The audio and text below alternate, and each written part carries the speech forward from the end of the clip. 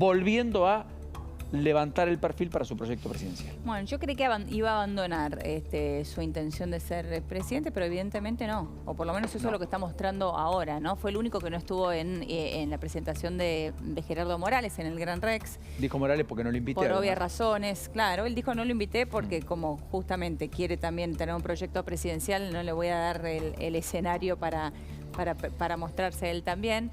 Pero bueno, evidentemente sigue también él en carrera. La Unión Cívica Radical por ahora confirmado, tiene solamente a Gerardo Morales. Sí, una cosa de Vidal en Mendoza. Estuvo con De Marchi, estuvo con el propio Suárez. Sí. Esta mañana se iba a reunir con De Marchi. De Marchi se enojó, el PRO de la provincia terminó con un cierto enojo, sí, dicen, y De Marchi no concurrió, no hubo foto. Por eso digo, está muy caldeado el tema en la provincia de Mendoza, perlita al margen. Bueno, está Javier Timerman. ¿Podemos hablar un poco con él? Dale. Javier, un enorme placer. ¿Cómo andás? ¿Qué decís? Bienvenido, buenas tardes. ¿Qué tal? ¿Cómo están? Buenas tardes. Gracias por invitarme. Faltaba más. Bueno, en principio, la crisis financiera definitivamente parece hacer mella. El susto no se convirtió en pánico, pero se le parece un poco más este viernes. Parecía que todo terminaba el martes. Nada ocurrió al respecto. La incertidumbre se cierne sobre los bancos, pero también la economía real, los coletazos que eso puede tener, y a la Argentina, dentro del contexto de Argentina, le suma una preocupación adicional, tal vez no la más importante, pero una adicional. ¿Qué estás viendo? Mira, esta es una típica crisis de liquidez que llega sin que la gente la pueda, o sea, no se puede predecir que iba a llegar, y de repente llegó un banco que no es muy conocido, salvo entre los expertos, tiene un pequeño problema de liquidez, trata de levantar un poco de dinero para hacer frente a retiros de depósitos, y cuando el mercado, cuando la gente se empieza a enterar que esto es así, hay tal salida de depósitos de ese banco, de una magnitud, casi el 25-30% de los depósitos, 40.000 millones en un día, que hacen crear cierto pánico en todo el sistema financiero. Los bancos centrales intervienen, habla Biden, etcétera, etcétera. Parece calmar, pero siempre va a quedar la duda en estos días de si hay otro banco en problemas, si hay otro fondo de inversión en problemas. Y lo que rige, o sea, estoy en Wall Street desde el año 86, así que imagínense la cantidad de crisis como estas que he vivido de mercados, ¿no? Y realmente empiezan por algo que es pequeño, algo que es irrelevante tal vez, como en su momento, por ejemplo, fue la crisis de los países asiáticos, que empezó porque en Tailandia había una corrida y terminó, o sea, como una crisis casi sistémica de los países de Asia. Así que es muy difícil saber lo que va a terminar pasando, que hay mucho psicología de mercado, qué va a hacer la gente, va a seguir con pánico, va a retirar la plata. Y lo que más me preocupa en este momento es la facilidad con que hoy en día alguien puede mover su dinero, ¿no? Entonces de repente vas de un, uy, no, escucho que este banco, y sacás la plata. Claro. Y hubo muchos intentos, me parece bastante importantes, de tratar de que esta crisis no se expanda. La Reserva Federal intervino, el Tesoro intervinieron los bancos privados tratando de levantar plata y ayudarse entre ellos, pero si sigue la incertidumbre, me parece que va a seguir la crisis. Ahora, Javier, entonces la pregunta es, ¿no? Por lo que vos decís, la lectura que está haciendo entonces el mercado, y por lo cual sigue la crisis a pesar del salvataje, es que estén pensando que haya otros bancos que pueda suceder lo mismo y que todavía no se están enterando. ¿Qué tendrían que hacer para calmar, aquietar las aguas? O sea, ¿qué señal sería realmente la que el mercado tomaría para que esta crisis realmente finalice con paños fríos?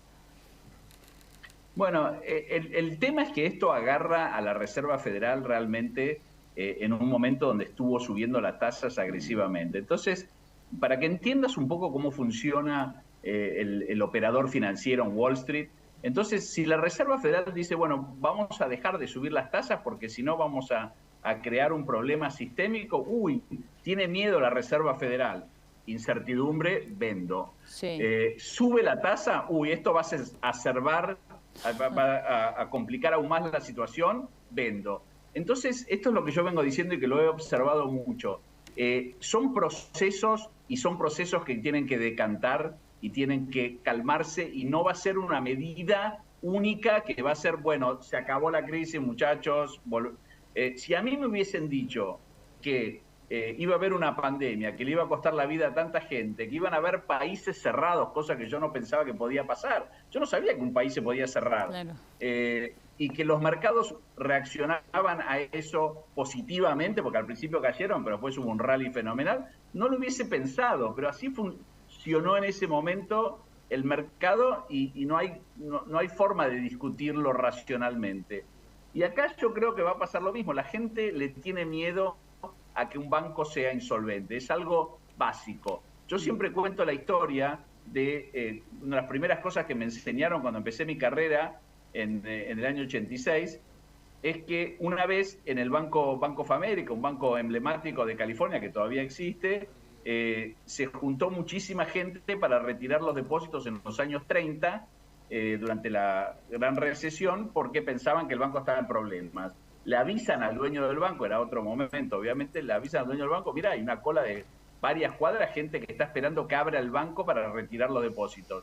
¿Y qué hizo el dueño del banco? Dijo, ofrézcanles café y medialunas o donuts, porque si todos sacan la plata estamos en problemas. Pero al ver que daban café, daban donuts, empezó a ir la gente.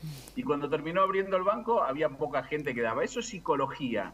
Claro. Y eso que obviamente hoy no puede pasar, pero realmente te da la sensación de cómo esto puede seguir progresando. A mí otra cosa que me preocupa, diferente a esta crisis de otras, es que hay mucho populismo, tanto de izquierda como de derecha, que no quiere que se salve a los bancos, que cree que hay que dejar, pensando que ayudando a un banco realmente estás ayudando al dueño del banco. Y no es así. Salvar el sistema financiero, aportar tranquilidad al sistema financiero, es una forma de ayudar a los ahorristas que están en esas instituciones. Entonces, toda esta discusión al principio, cuando pasan estas cosas, la gente entra en alarma, en miedo, pánico, alarma, sí. y tarda un tiempo. Tarda un tiempo, Javier, no hay forma de...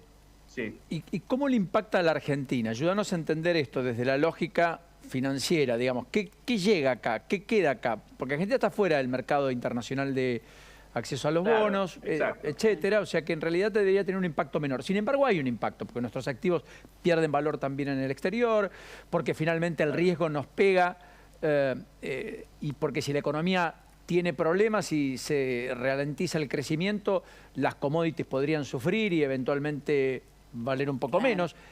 Contá un poco cuál puede ser el escenario que se abre. Claro.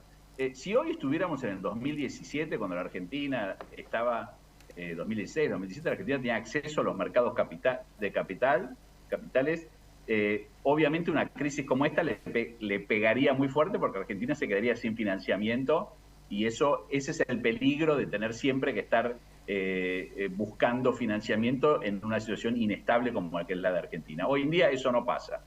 Lo que sí va a impactar, creo yo, es que es una situación similar, o sea, salvando todas las diferencias, pero un poco similar a la del 2001, en el sentido de que 2001, septiembre 11, gran crisis mundial, hay menos tiempo para escuchar a la Argentina. Entonces el Tesoro, el Fondo Monetario, el Banco Mundial no van a estar tan disponibles para dialogar. Eso por un lado. Segundo, el crédito en general, los bancos tienden a ser mucho más restrictivos a la hora de prestar, los bancos internacionales, y la Argentina necesita crédito, no para el Estado no lo adquiere, pero lo adquieren muchos privados, las compañías, empresas, claro, financiamiento de exportación.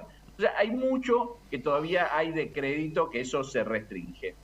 Y por último, también creo que la Argentina ha desarrollado una industria con mucho talento, que es la industria de las nuevas tecnologías, y eso necesita financiamiento, eso necesita, porque son empresas que están insertándose en el mercado, que todas que pierden dinero, y para competir en el mundo necesitan capital, y ese capital hoy en día va a estar mucho más restringido también. Claro. Entonces, no son buenas noticias para nadie. Lo único, si se puede rescatar, que podría ser positivo, es que, bueno, yo creo, aunque hay una discusión muy interesante en Estados Unidos en este momento, pero yo creo que la Reserva Federal va a terminar bajando las tasas porque el miedo a una crisis sistémica del sistema financiero en el 2008 fue una catástrofe, no van a creer que se repita.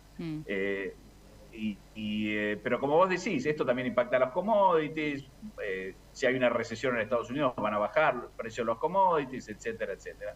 No son noticias buenas este tipo de incertidumbre, no hay nada peor para una economía, creo yo, que la incertidumbre financiera, porque es donde todo el mundo dice, basta. No, todo el mundo, no solo las empresas, sino las personas también. Por Claro. eso creo que a Estados Unidos esto le va a pegar bastante fuerte en términos de actividad económica. Javier, enorme abrazo, como siempre, gracias, un placer. No, gracias a ustedes. Un beso Gracias por grande. llamar. Hasta la próxima. Clarísimo, ¿eh? Sí, definitivamente Muy claro. claro. En la incertidumbre. Sí, en la sí, sí, incertidumbre sí. de lo que viene y de no Pero saber. son temas complejos, ¿viste? Esto Muy para- complejos, sí. muy complejos. Muy bueno. Bueno,